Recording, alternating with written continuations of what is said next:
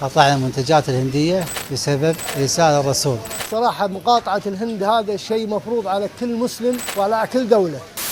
More and more Muslim countries are criticizing India over remarks by BJP politicians on Prophet Muhammad. At the time of making this video, Qatar, Saudi Arabia, Oman, the UAE, Iran, Jordan, Afghanistan, Bahrain, Pakistan, Kuwait and Libya and Indonesia had registered strong protests. This is probably the biggest diplomatic troubles India has faced in the recent times. And no matter how hard Indian government tries to downplay it, it is not well for India's image. And the reason why I say this is because India does not want to damage its reputation with any of these countries. Let me explain why. First, let's start with where this controversy started. Now suspended BJP spokesperson Nupur Sharma made derogatory remarks during a television debate last week in the wake of the spate of communal events throughout the country. Naveen Jindal, the BJP's media chief, tweeted about Prophet and he was expelled for this act. But the action against BJP leaders did not come from the government on its own. No condemnation or apology was issued by any of these politicians until the other countries objected to these statements. It all started with Qatar and Kuwait, who summoned Indian ambassadors to protest against these remarks. This pushed Indian government to the back foot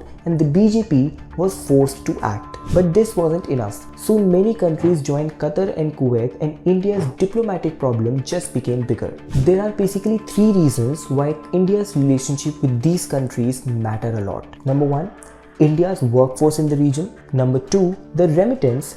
And number three, India's trade with these countries. To put things into perspective, let us have a look at these figures. Countries like UAE, Qatar and Kuwait are home to a large number of Indians. According to a report, 26% of Qatar's population and 24% of Kuwait's population are Indians. The figure is impressive 34% for UAE. Overall, nearly 10 million people stay in just these few Gulf countries. These Indians aren't just working there, they also have their own businesses. At the same time, they send massive amount of money back to India that contributes to our economy. UAE, Saudi, Qatar, Kuwait and Oman together contribute billions of dollars to the Indian economy. In case of any controversy where Indians are sent back home from these countries, we will be suffering a big loss economically. But the biggest reason why India does not want to risk any damage to this relationship is because of its trade relations. Reportedly, UAE is India's third biggest trading partner.